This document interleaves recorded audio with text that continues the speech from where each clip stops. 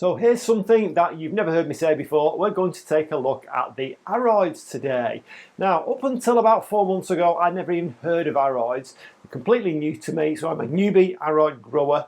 And I thought what we'd do today is have a little look around the 12 to 15 plants that I've accumulated over the past few months. It was quite a shock to me that I'd accumulated so many. I'll talk about the prices and where I got them from, where I sourced them from, and have a look at how they've grown for me over the last few months. So we'll talk about some of the care that I've been giving them and how they've been doing pretty well so far in terms of growth, the new roots development and the culture and so on. That doesn't mean to say that they'll continue to grow like that for me, but I am learning as I go along, as I know lots of you are too. So let's have a look at my AROIDS. And we are in. Okay, so, oh, I've just spotted a fungus gnat. Nice to see that they've not completely gone from my life. So we're going to do nothing too heavy today. I'm just going to do an off-the-cuff thing, have a little look at these AROIDS, not get too heavy into the care because frankly I don't know a great deal about them other than what I'm going to tell you today, and no doubt I will enjoy learning about it as I go along. So this one is Anthurium warocqueanum. So I've learned quite a few things about Anthurium pretty recently. One is that they're not climbers. Another is that you can tell the difference between an Anthurium and a Philodendron by certain things to do with the veins on the leaves, which we'll talk about a little later. I'm not going to go into that just yet, but that will be coming up, no doubt, as soon as I get one that we can actually see the veins on. So that would really help, wouldn't it, if I can show you what I'm describing. So the Queen Anthurium. So what is particularly special about this one is that it costs rather a lot of money. Well, it cost me £60, which for me is a lot of money to spend on a plant, especially one that was absolutely tiny. And it has grown, and I did put it in sphagnum moss to start with, but now as you can see I have it in my particular own special AROID mix, which again we're going to talk about as we move through the video. So this one is growing particularly well. It was really small. This one what was known as a rooted chonk, or just like a little section of a stem that had a tiny little root on it, and I'm glad to say I have my first almost Queen Anthurium leaf. So the leaf that you're looking at there, you can kind of get an idea of what it's going to be in terms of the veining on it and the shape of it. But bear in mind that these leaves can go 3 to 4 feet in length. I have heard of them being 6 feet in length in perfect conditions. So you know I am going to have a problem if it gets to that sort of proportions, which of course I want it to. You know, that's the whole point of getting these things. But the AROIDS definitely will not fit in this grow room as time goes on, but I'll enjoy watching that process happen. So that is my Queen Anthurium. At the moment it's not even looking princely, but it's certainly giving me an idea that it will start to grow pretty big at some point. And right next to it is a fairly new purchase. So this is a Colocasia, and I did actually get some bulbs for Colocasia. I got 2 bulbs from a place called Farmer Grace's, and unfortunately they both completely rotted off despite my best care and attention. I have to say, when they arrived I was a little dubious that anything good would come from them because they were fairly squishy. I really like this one. This is Colocasia Mojito, and a lot of these AROIDS I've noticed that the younger leaves don't appear, to me anyway, to be anywhere near as nice as the older leaves, but I still quite like this one. So this one, because of the disaster with the bulbs, I thought I'd try and get hold of an actual plant. These do like really warm temperatures. The advice on this, certainly from Farmer Grace's, was they don't really want to go below 22 degrees Celsius. Now they do here, they go down to 17.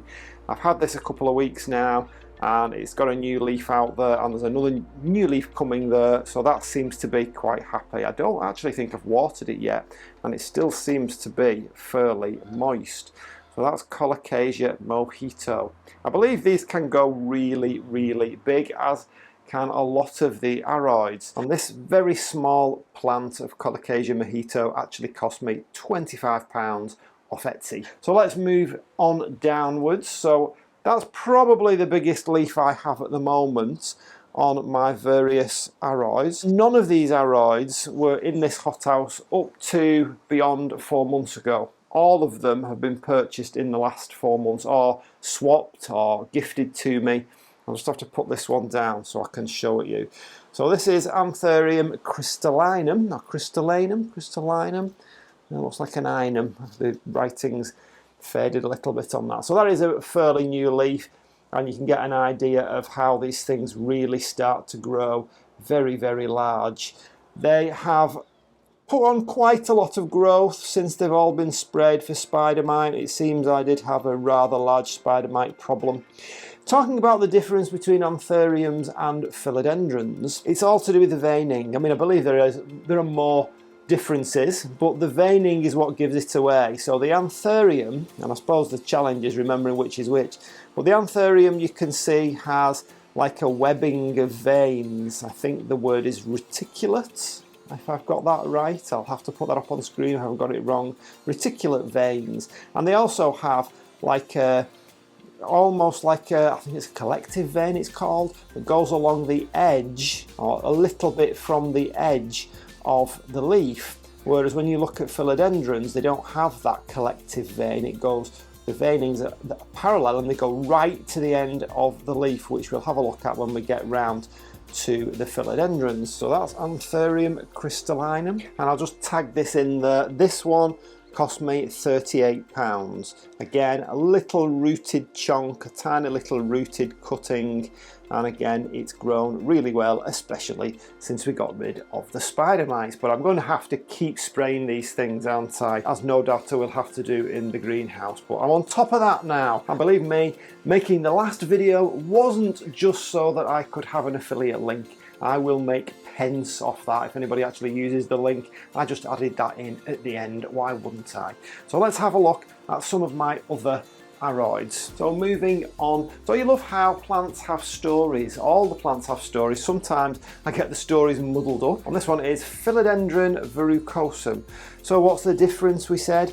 The veining, if you look at the veining here, you can't actually see that webbing of veins quite close up, and you'll notice that they are parallel almost, and they go right to the edge of the leaf. You don't have that collective vein that goes right along the edge, about a centimetre from the edge. Of course, that depends on the size of the leaf. But this one, again, very slow to get going, but only purely because it had spider mites on it. But you can see it is growing fairly well now.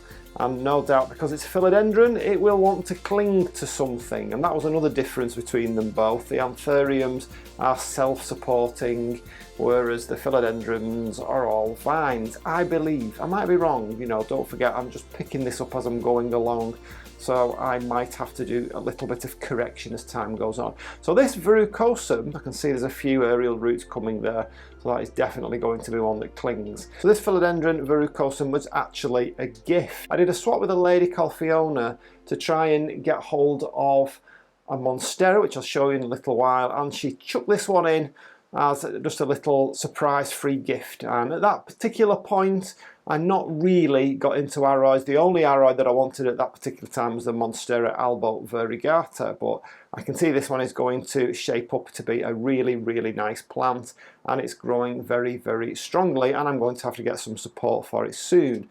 I no doubt will have to move some of these into the house as they start to get too big for this grow room, which will be a shame, but it could be nice, I suppose, in the house. Whatever it is the hothouse is lost, the house will gain from that. So that's Philodendron verrucosum. And I do recall somebody else telling me that they are a spider mite magnet. So get your little botanist's hand lens out on that, just to make sure that you're not stunting its growth with those horrible little things. So moving down past the very large begonia there, that one is size Morier, but we're not talking about begonias, we're talking about this one here. So this one is albo-variegata, Syngonium in fact, albo-variegata, and you can see I've actually got it on a little bit of stick.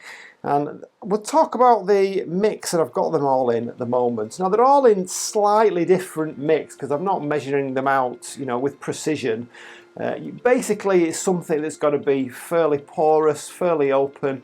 So I've put them in roughly, you know, don't quote me on these percentages, but roughly about 50% general purpose compost, maybe I don't know, 25% perlite, 25% bark. On occasion, I might have substituted some of the bark with a little bit of lacquer or some kind of gravelly stuff. Anything really to keep it open and keep it loose. I've seen various mixes, and so far I have to say all of them seem to be working fine. In fact, the one next door that you can see here is just in purely multi-purpose compost, and it's doing perfectly well. At the moment anyway. That doesn't mean it will always do well, as we know. So at the moment, this Syngonium albo-variegata, which cost me £52, I got this one again from Plant Shop from Etsy. I really liked it. I know at one point it was considered rare and now it's not, but that doesn't really matter to me. I also believe that these things will cling to just about anything. I think another name is it arrowhead? I mean, it does look like an arrowhead, doesn't it? But it's just a lovely thing. I just really like these beautiful, like almost paint splashed leaves. And you can see it's just about climbing up this little bit of silver birch here that I had hanging around.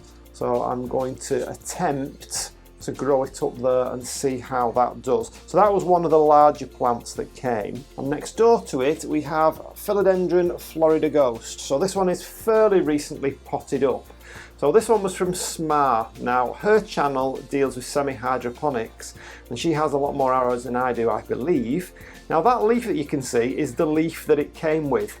Half of it died off. I had it in sphagnum moss, as I've had a lot of these, especially the cuttings in sphagnum moss, for many months.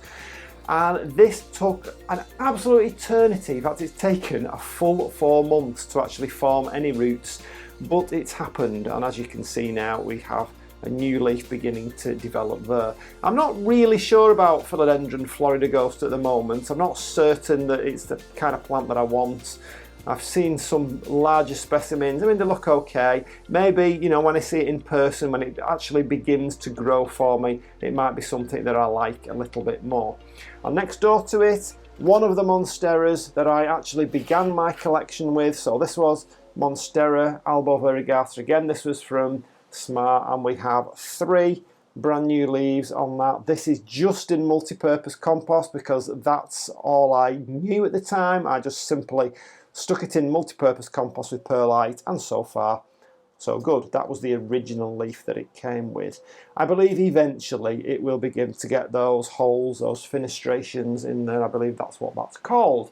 Again, moving on, next door to that, this one is, I'll have to read it out to you, Philodendron composporteanum. Again, a simple little cutting, and we have all this growth which has come over the last 4 months. And this is one of the only, in fact I think it's the only one that I actually have on a moss pole. It's a coir pole, and you can just about see there, can you see those roots there which have already clung and wrapped themselves around the coir pole. And that one's a little bit loose. The one on the other side is much more fixed. So nice looking thing, beautiful leaves. I expect they will end up that kind of shape looking at them, but these larger ones which are younger, a different shape altogether. You very often seem to find this with AROID plants, in that the younger leaves look completely different in shape to the older leaves. There's one there, just, I don't know whether, you can kind of get the idea of the shape of that one. Not sure where that hole's come from. Something's had a go at that, hasn't it? But you can see you're getting more of a shape there as the leaves get a little bit more mature.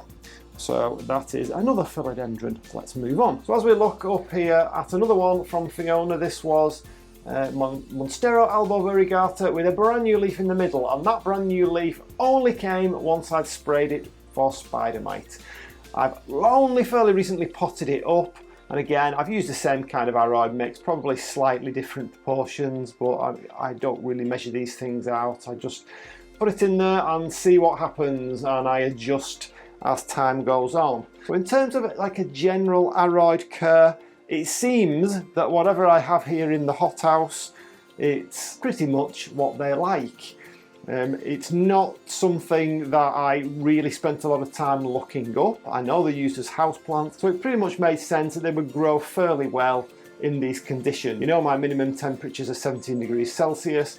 It tends not to go over about 32. The sun only comes round here and goes onto the windows and through the windows for roughly a couple of hours a day if we get sun, so it's not that regular. And of course I've got the very cheap grow light. So in terms of general conditions, light, well, I believe that more light the better, not direct sun, but they can tolerate lower light. It's a bit like the begonias, isn't it, in terms of light? People think of them as low light plants, but well, they really prefer to be much brighter than you expect. Just not that direct sun. The direct sun they will not like, especially through glass, as pretty much no houseplant does. But as aroids are a family of plants, you're going to get quite a range of temperatures. Some I believe can go down to 7 degrees Celsius and some can go up to around 35 degrees Celsius in terms of range. But we're talking about a huge family of plants which has various genera which all have their own origins, so that you will have kind of lowland plants, you'll have ultra lowland plants, you'll have highland plants, you'll have ultra highland plants. So in terms of the actual temperature range, you're going to have to look it up. But so far, everything that I've had in here seems to be doing okay. I know that can change, but we're doing all right so far after 4 months. Time will tell how they do over the full range of the year and the light levels that we get here in the UK. So the humidity is meant to be high. I do believe, and I've read, that that is not exactly an absolute requirement, but it is something that they would really prefer. Of course, they're going to get high humidity here in the UK anyway, especially in this hot house that I have here. Nice to see this new leaf does have these holes in it straight off. So obviously they don't develop them as they grow from a young non-holy leaf. It's the more mature leaves, once they grow, they already have them in. Now why they have them, nobody seems to know this. I did read a really good little post from James Wong on this, why plants have them. There are various theories. One is that maybe it protects the leaf in the strong winds because the air can actually pass through them. There is another theory which I can't remember, but there's various theories and nobody really knows for sure. Next to this beautiful aroid here we have another philodendron. Again, remember the parallel veins there. So this is Philodendron melanochrysum. Again, done much better since I've sprayed it. Again, it's going to be a climber, and I really like the new young leaves on this. I like the slightly different shade and the very velvety texture to that one. That's going to be a nice one. And all of them started off in sphagnum moss, but now they're all in proper, you would call it an aroid mix, I guess. So still moving on with the conditions. In terms of watering, I tend to water mine when they're dry. I leave them until I can see at least the top few centimeters is dry. This is why I've put some of these in orchid pots so I can actually see what's going on, because they were completely new to me. So I was a little bit worried that I might rot those roots by, you know, the usual overwatering thing. Fertilizer only well in full growth. For me, they're probably going to be in full growth for most of the year. It's just going to be those really dark months when they might slow down, in which case I would stop with the fertilizer. pH, well, pretty similar to orchids. Something like 5.5 to 6 pH is what they like, I believe. And by the way, this Philodendron melanochrysum was actually £45 from Etsy, just for a tiny little rooted cutting. But as you can see, they come pretty quickly anyway, and I think they seem to be fairly robust in terms of propagation success rate. Down here we've got a fairly sickly looking Alocasia. This was a free gift from somebody. I can't remember which one it was. Was it Amazonica? Something like that. You can see how the leaves have gone, and that's what spider mite does. So I'm hoping, because it's only been sprayed for a week or two, I'm hoping that that will start to put some new growth out soon, now that we have eradicated those spider mites. So almost hidden here because of the colour, we have Philodendron Pink Princess. Had that since February and we're now in July. It should hopefully have some variegations on it soon.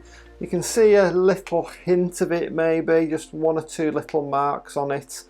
So again, this is another one that had mites, and no doubt it had the little flies buzzing around it as well, the fungus gnats. So I'm hoping that starts to do better soon. You can see some variegation on that little tiny leaf there. So yeah, Philodendron Pink Princess. I'm still talking about philodendrons. I also believe that these are I don't know if I'm pronouncing this correctly, hemiepyphytic. Whether I've pronounced that properly or not, I'll put the name up on screen. And what that means is that basically they vine upwards, and those aerial roots start to drop towards the ground. So they do actually have the roots in the ground to start with. So they're not totally epiphytic. They don't like root in the tree. So they will root in the ground, and as they climb up some kind of plant, some kind of support, they will drop those aerial roots, and they will also start to root in the ground. So we're nearly done. Over here in the corner we have another Syngonium. This was another free gift from someone. When I say free gift, we did a swap. So this is Syngonium panda. Oh, I've actually had this one since August 2021. And what I'm a little bit worried about here is it keeps sticking with these roots to the side of the hothouse. So again, this was Syngonium panda, but this one, it's again really nice larger leaves, like more mature leaves. The younger plant I'm not that thrilled with at the moment, but I'm hoping that it will start to show me those more mature leaves. I'll try and put a picture on screen of what the more mature leaves look like. I'm going to have to do something about that in terms of it climbing up something. So can you tell me about moss poles? Anybody who's been growing these things for a while? I've been using the coir ones. I can see that it doesn't look that difficult to actually make your own, and will that be better? I mean, the coir, it's pretty tough stuff, and I don't think they're going to be able to kind of penetrate that. Whether they'll just cling to the outer edges of it, does it really matter? You know, are they that tenacious? Are they that easy to grow that they don't really care what they climb up? You know, somebody did say that about Syngoniums to me. I think it was Michael. So, you know, let me know what you do with moss poles. Do you do your own? Do you just buy them cheaply? What do you do, and what are the advantages of each? I would like to know that in the comments, please. Okay, so do you have any tips on these plants? Is there anything that you want to know from me about my care so far after my 4 measly months that I've been growing these things? They certainly do fit in with what I like in a plant. I do like a good leaf, you know, let's face it. Everybody loves blooms, but blooms don't last, do they? And it's really nice if you can get a really nice attractive leaf like in the begonias. This is why I grow begonias as well. And I really like the kind of jungly feel that you get from these AROIDS, and if they have a nice bloom as well, then all the better. You've got 2 for the price of 1, haven't you? Well, the thing is, it's all very well growing these so-called low light loving plants like the begonias, like some of the AROIDS, but if you get this one thing wrong, then it's a complete waste of time, and you might well lose lots of money in dead plants. So I suggest you go and watch this video here. So if you enjoyed this video, please give me a thumbs up, write something in the comments, and for now, I'll see you on the next one. Bye.